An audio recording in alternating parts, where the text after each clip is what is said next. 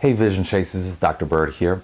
I have something very special for you. I found some footage of John F. Kennedy ordering the naval blockade around Cuba during the Cuban Missile Crisis. Now, it was during this time many people thought that the world was coming to an end.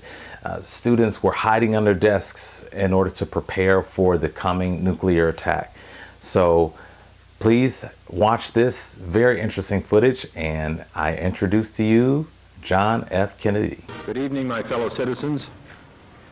This government, as promised, has maintained the closest surveillance of the Soviet military buildup on the island of Cuba.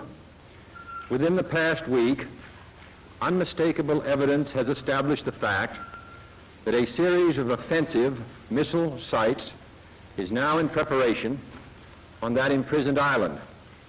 The purpose of these bases can be none other than to provide a nuclear strike capability against the Western Hemisphere.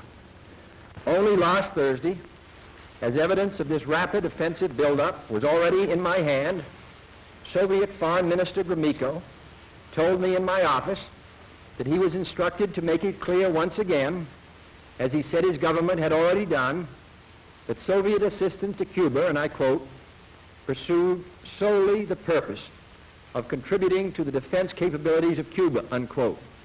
That, and I quote him, training by Soviet specialists of Cuban nationals in handling defensive armaments was by no means offensive.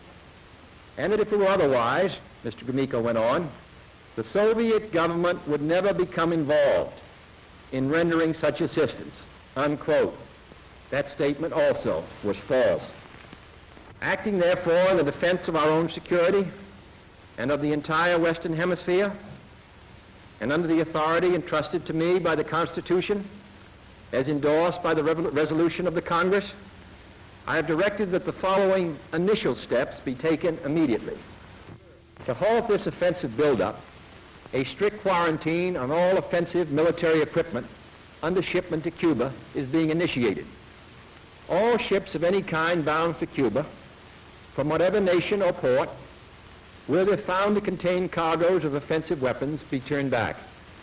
It shall be the policy of this nation to regard any nuclear missile launched from Cuba against any nation in the Western Hemisphere as an attack by the Soviet Union on the United States, requiring a full retaliatory response upon the Soviet Union. I call upon Chairman Khrushchev to halt and eliminate this clandestine, reckless, and provocative threat to world peace and to stable relations between our two nations.